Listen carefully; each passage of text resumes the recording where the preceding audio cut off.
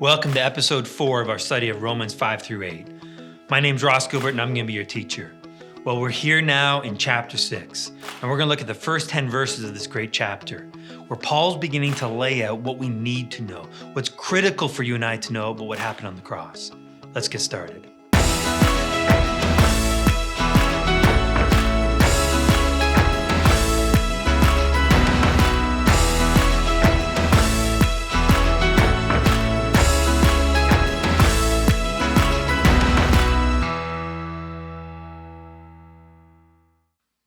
As we closed out chapter 5, we skipped over verse 20. And now I want to come back to it because verse 20 in many ways sets up chapter 6 and even into chapter 7 as well. And verse 20 really is Paul picking up on an idea or a theme that he just touched on briefly in verses 13 and 14 of chapter 5, where he talked about how from Adam to Moses there was no law, and therefore sin could not be imputed.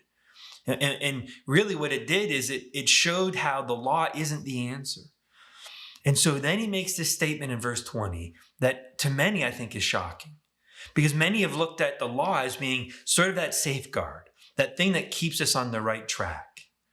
But he makes this statement in verse 20 that says that the law came in, that God added the law so that for this express purpose, that the transgression would increase. I mean, that doesn't seem to make sense. I mean, we would expect it to decrease, wouldn't we? And yet, that wasn't the intention. Now, please understand, God hates sin. He's not a fan of it at all. But he's also not afraid of it. You see, I think we in the church, we're afraid of sin, and not in a healthy way, but in an unhealthy way. And I say that because look what happens, look what we do when a church leader gets caught up in sin. How quick we are to dismiss them, to throw them away, to get rid of them, to try to purge them from the record because we're so embarrassed and ashamed of it. And we just don't know how to handle it. But you see, God's not afraid of sin because he's got an answer for sin, and that's Jesus Christ and the cross. See, the rest of the verse goes on to say that where sin increased, where the transgression got worse, grace, God's grace abounded, literally superabounded all the more. See, the bottom line is you cannot out-sin the grace of God. That no matter how much sin you have, God's grace is always bigger. Well, that leads to, I think, a natural fear, a natural question. This idea that aren't you just preaching license? That's probably one of the number one charges that I and others who teach this hear, is this idea that somehow when we teach and talk about the unlimited nature of God's grace, that we're just going to encourage people to go sin. Well, Paul understood that. In fact, Paul's going to go and address that now, that very question in chapter 6. What's interesting, though, is how Paul makes that statement knowing that this is probably going to be the question they're going to ask, and it's a valid question.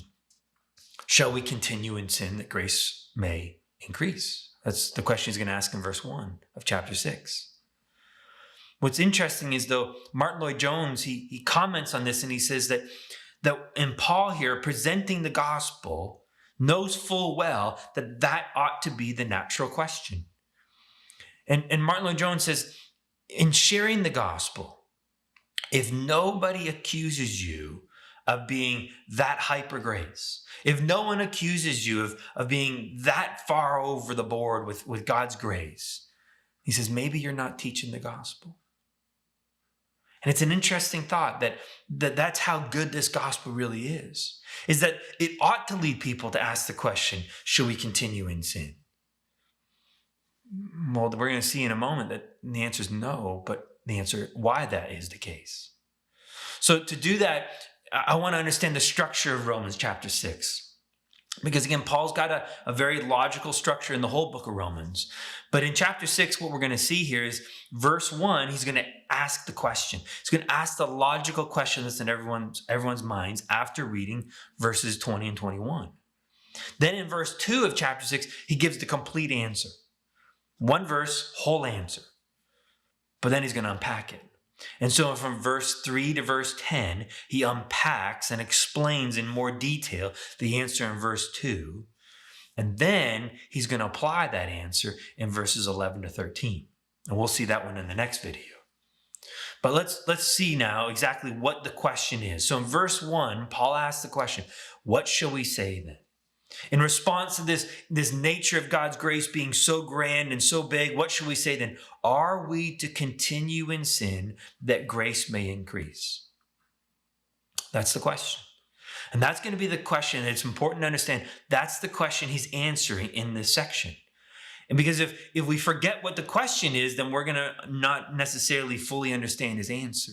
But if we know the question, then that will help us keep the answer in the right spot. And the question is, shall we continue in sin? Shall we now go on sinning? Well, the answer is verse 2, may it never be. Or as the King James puts it, God forbid. And the answer is no, of course not. But why not? Well, he says here, how shall we who died to sin still live in it? So that's ultimately the whole answer right there. How shall we who've died to sin? Now, sometimes it's helpful to take a look at some different translations and see how different interpreters, how they translated this passage. And so we're reading mainly from the New American Standard, but let's take a look at how the King James puts it. In verse 2, the King James says, how shall we that are dead to sin live any longer therein?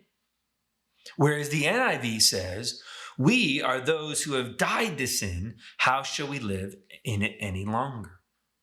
Now, those three translations are a little bit different, all essentially trying to say the same thing, but there's a slight nuance, a slight emphasis, I think, that is in the NIV that best captures what Paul was saying. To understand that, we need to understand something about the Greek language. The Greek language is what's called a highly inflected language. What that means is that how you conjugate verbs and how you even conjugate the nouns and so forth, that tells us what is the direct object, what's the indirect object, who's doing the action, who's being acted upon, and so forth. It's a very highly inflected language, which means that the order of the words in a sentence is unimportant. You see, in the English language, which is not a highly inflected language, order matters. If I have Bob hits John, that's very different from John hits Bob, because the order tells us who's the hitter and who's being hit. But in the Greek language, the way that you would inflect these words, you wouldn't matter about the order. You can mix the order up any way you want, but Bob's always going to be the hitter and John's always going to be the hittee. So what that allows the writer to do in the Greek language is now they can change the word order a little bit in order to emphasize what's really important. And that's what Paul does here. After saying, may it never be, God forbid, the first word that Paul uses in the Greek is we. And that's why I think the NIV captures it really well. See, Paul's emphasis is on who we are. Who we are now as new people. It is so contrary now that we would continue to live a life of sin. See, that's the great fear, that if you somehow take the law away, or you somehow say that God's grace is bigger than your sin all the time, then people would just go sin all the way they want. They're just going to live this miserable, sinful, wicked lives. They're going to lie, and they're going to cheat, and they're going to steal, and they're going to steal music off the internet, and there'll be country music at that, and they're going to do all kinds of horrible sins. And that's the great fear. And Paul says that would be true, except something's happened. Something's changed about who we are. And you see, I think Christians struggle. They struggle to live out of this truth. They struggle to live a life that is befitting of who they are, because it comes down to they ultimately don't know who they are. And they don't know who they are because they don't know what's happened to the old self. So that's what Paul's going to explain. So beginning in verse 3, he writes, or do you not know? I think that phrase is brilliant, And it's really important us to remember now that Paul is writing to the church in Rome, a church that he's never been to, but he's making sure that their gospel is correct. And so he's writing to them with this assumption that maybe they haven't heard, that maybe no one's told them, that maybe those who came before Paul didn't share this part of it. They shared about who Jesus is and what Jesus died on the cross for them, but that was about it, that they're forgiven and going to heaven one day. But there was more. And so 2,000 years ago, Paul wrote these words, or do you not know? Implying that maybe they didn't know, but that they needed to know, that this is vital information. And what I'm amazed at is 2,000 years later, in my experience with meeting with and teaching and counseling people from different churches, different denominations, different countries even, this truth is not well known. It's not known. It's not readily available to people. And yet it's right here in our scriptures. And so Paul writes, or do you not know? Have you not heard? Has no one told you that all of us who have been baptized? Now, we need to understand this word baptized. Typically, when you read or hear the word baptized, we think about the water baptism. We think about that event that we celebrate in our churches or maybe in a lake somewhere where we're celebrating this religious symbol of our union with Jesus, our salvation. Except that's not what Paul's talking about. There's no water in this verse, as someone has noted. See, the word baptized, the English word for baptized, is from the Greek word baptizo. And basically what the translators did in the 1600s when they were translating the King James Bible and creating an English version, they never translated the word. They just anglicized it.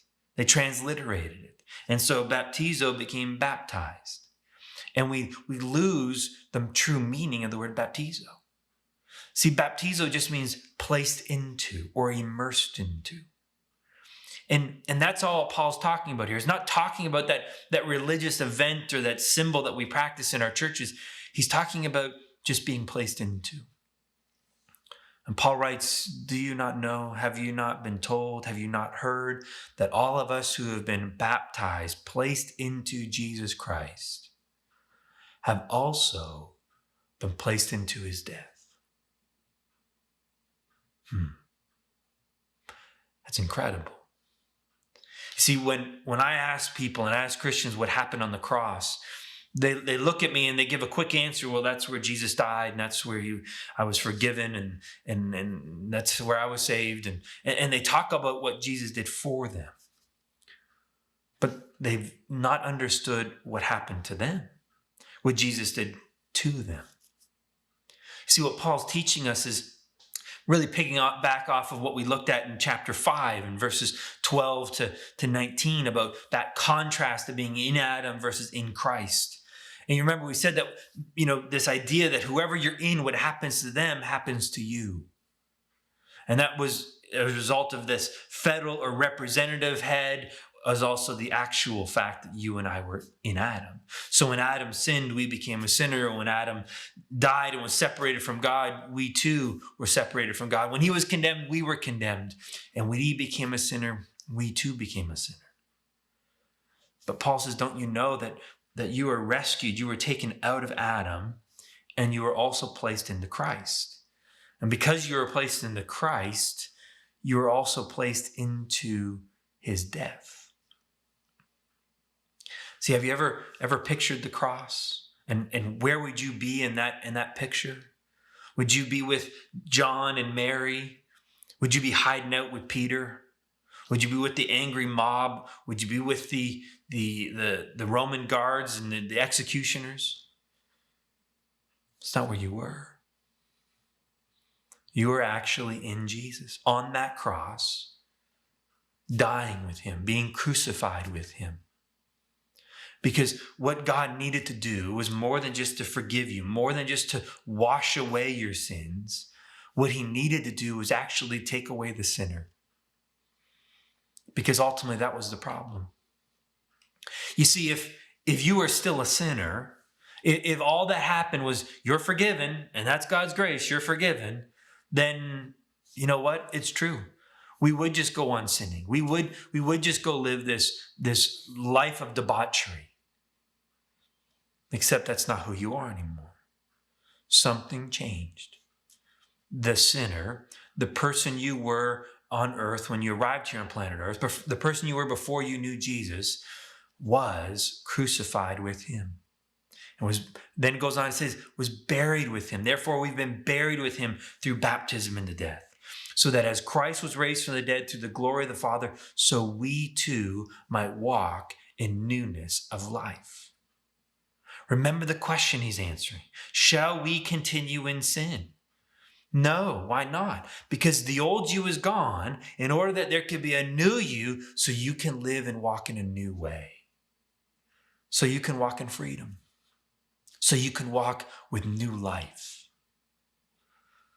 That's what this truth is all about. See, this truth is really talking about your being born again. I grew up in the church and I was familiar with that phrase, born again. I heard it over and over again. But I didn't know what it meant. I just thought it was another way of saying someone who prayed the sinner's prayer. But when Jesus says to Nicodemus, you must be born again, you know what he meant by that? He meant that you need to be born again, literally.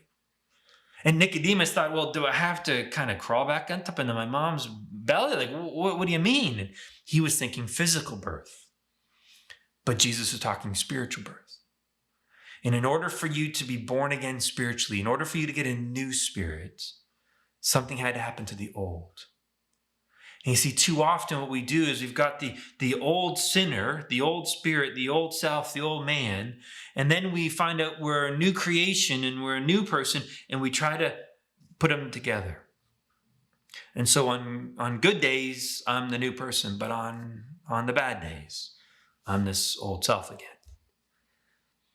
No, in order for you to be born again, it wasn't adding a new life.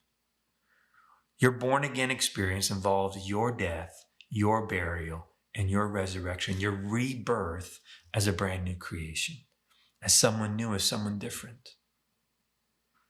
And this truth is so powerful that our enemy comes along and he hides it, he disguises it by spinning it. And so I hear Christians all the time talking about needing to die to self. And they, needing to put to death the old man and needing to die daily. Oh, that's why I'm so glad that God tells us here that not only were you included in his death, but you're also included in his burial. You see, when we bury someone, we're saying something. We're saying goodbye. I mean, you don't bury someone that's in the process of dying. You don't bury someone that might come back from the grave. When you bury someone, you're making a statement. You're saying this person is gone and never coming back. So what is God saying in verse 4 when he says that you were buried with Jesus? The old self was crucified and buried with him. Goodbye. You are not who you used to be. And see, that is so critical because our enemy has robbed us of our birthright by convincing us that we still are. Because the reality is when you look in the mirror, who do you see? You see someone that resembles the old self. You have all the same memories. You laugh at the same jokes. You like the same food. You wear the same clothes. And the enemy says you also act the same way, and therefore nothing's really changed. You're forgiven, but we know deep down, you're still the same person. You're still that sinner. Saved by grace, but still that sinner.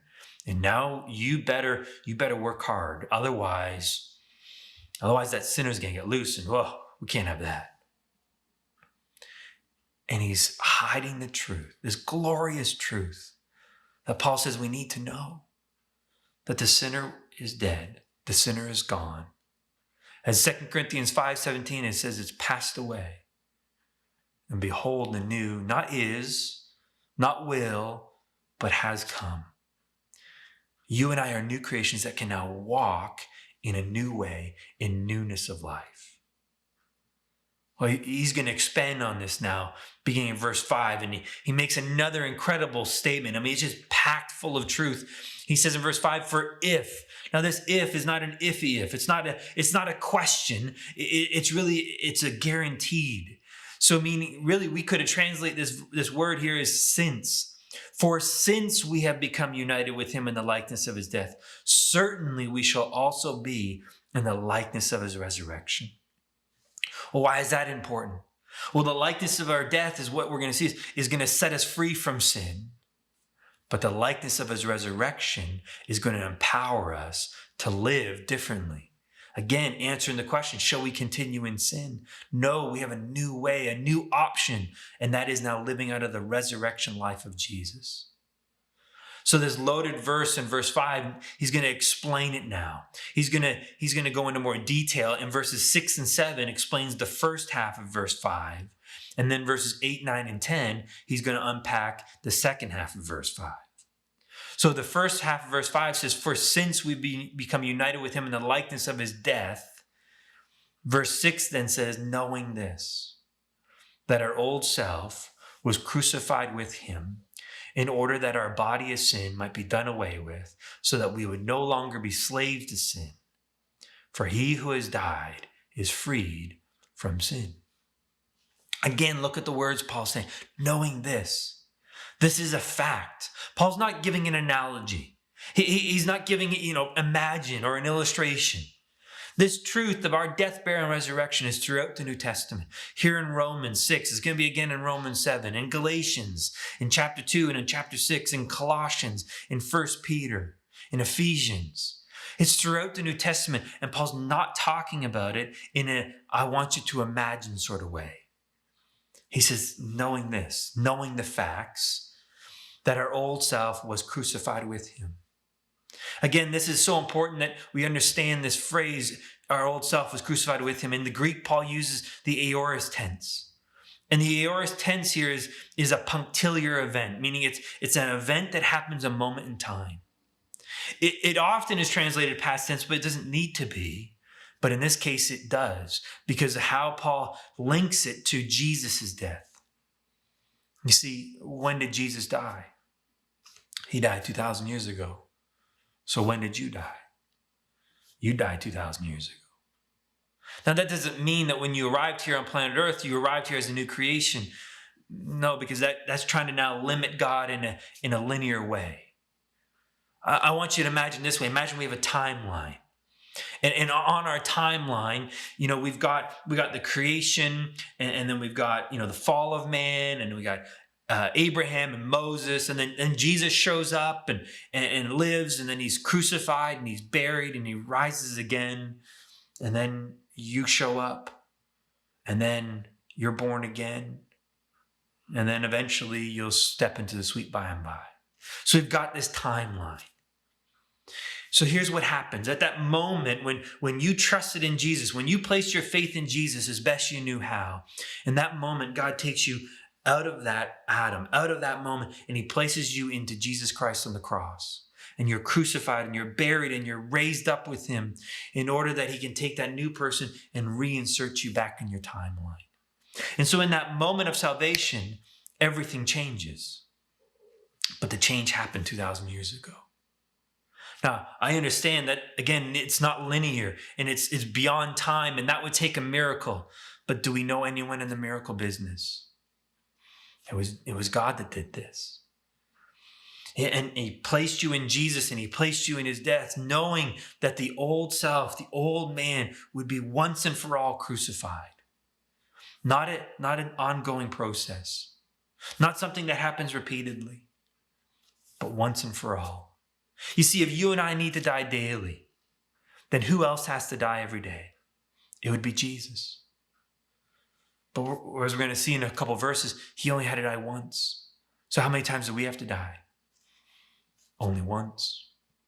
And this idea of dying to self, that's not what the verse says.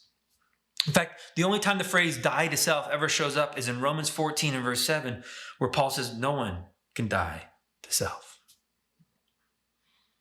This idea that a command, you need to now go die to self, it's unbiblical. Look what Paul says again in verse 6, knowing this, the old self was crucified. He's not giving us instructions. He's not giving us a command. He's stating the facts. He says, this is what you need to know. Because if you know this, then you can live out of this. But if you don't know this, then you're going to try to do something. You're going to try to make something happen that you can't make happen. And you'll never reach a point where you're content knowing that it's already been done. So he says, knowing this, the old self, the old person you were, was, past tense, crucified with him. Why? In order that this body of sin might be done away with. Now, I don't know if that's a great translation. I guess it all comes down to what you understand the body of sin. If you understand body of sin as being the old self, then done away with, or as the King James would put it, destroyed, would make sense. But the ESV and the older NIV Bibles, they saw it a little bit differently. They put it this way, that this body of sin would be rendered powerless. And that's better translation, rendered powerless, than destroyed or done away with. Because this body of sin isn't talking about the old man. It isn't talking about the old self. I believe the body of sin is talking about something inside of us called sin. Sin that dwells in us, the flesh. You see, the flesh, indwelling sin, is not your nature.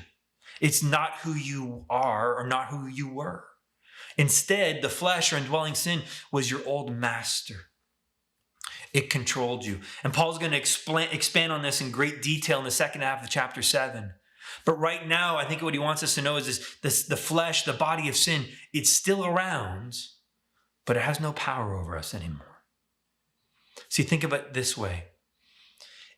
A slave and its master. If the slave dies, how much control does the master have over the slave now? None. The master can yell, the master can scream, the master can try everything it can, but it can't actually make the slave do anything because the slave is free the moment it died. Well, that's the idea here, is our old master didn't die. The flesh and dwelling sin didn't die. It's still around, but it's not my nature. It's not the old self. It's different from the old self. It used to command and control the old self, but the old self has been crucified. The old self is gone so that I don't have to listen to the old master anymore. I don't have to let sin reign over me anymore. Again, answering the question, why would we not continue in sin? Because I've been set free from it. Knowing this, that the old self, the old man, the person you were in Adam, was crucified with him in order that this body of sin, the flesh, indwelling sin, would be rendered powerless so that we would no longer be slaves to sin. It would no longer control us. Verse 7, for he who has died is freed from sin. Do you realize that if you've accepted Jesus as your Lord and Savior, you therefore not only have you been forgiven, but you've been baptized into Jesus, baptized into his death, meaning the old you, the sinner, is dead and gone. You're now a new creation, only a saint, righteous and holy, who's freed from sin. Now notice it doesn't say freed from sinning. It's not sin the verb, it's sin the noun. Meaning you're still capable of sinning, as you well can testify to, I'm sure. But you don't have to anymore. That's the glory of this verse, is that you don't have to sin any longer. Remember the question he's answered, shall we continue in sin? Well, before you would, because sin mastered and controlled you, but now you don't have to anymore. Now you're free to live a new life. Now you're free to live from Jesus. And that's what verses 8, 9, and 10 are going to go on to say. So remember that 8, 9, and 10 are really answering the second half of verse 5. Certainly we shall also be in the likeness of his resurrection. So he's going to explain this resurrection life we have now. So verse 8 says, now, if, and again it's since we have died with Christ, we believe we shall also live with him. Literally that word with him means to live or co-survive in Jesus. It's not a pretty picture, but think of it this way. You and I were parasites to Jesus now. Meaning a parasite sucks life from its host, and that's exactly what we get to do. Again, I know it's not a pretty picture for a saint, but it's what we do now. We live in and from Jesus. What does that mean? Well, it means this. that when Jesus gives me this command in Ephesians 5:25, husbands, love your wives as Christ loved the church, I come to a quick conclusion. I can't do that. There's no way that I have the strength or the power, the ability to love my wife the way she needs to be loved. But Jesus can. And so I suck life from Jesus. Now I draw from his power, his love, his patience, his goodness, his kindness. And now his strength in me is enough to overcome the temptation to withdraw, manipulate, control, get angry. Or now is his power and his life within me to live a life of honesty and integrity, to reject the draw towards pornography or adulterous relationships or any kind of illicit relationships, or to have that confidence in who I am in Jesus that I don't have to tear down others through criticism and judging them. I can live differently now, because I can live from Jesus. Verse 9, knowing that Christ, having been raised from the dead, is never to die again. Death is no longer master over him. For the death that he died to sin once and for all. But the life he lives to God. And in the next verses, he's going to apply that, and we'll look at that in another video. But what I want you to see right now is the life that Jesus has. His resurrection life is one that has conquered death. It's a life that's conquered sin. And notice it doesn't say that he died for sin. That's true. He died for sin as a punishment of sin, as a payment for that sin, so that you and I could be ransomed. So that the enemy who had a claim on our soul would no longer have that claim. So that's true, he died for us, but that's not what he says here in this verse. He says he died to sin. Again, it isn't about forgiveness. It's talking about, shall we continue in sin? Does sin control us? Does sin master us? And Paul says no more, because Jesus died to it. Jesus has overcome it. And that's the resurrection life that you and I have today. Galatians 2:20 puts it so well. I have been crucified with Christ. And it is no longer I who lives, but Christ who lives in me.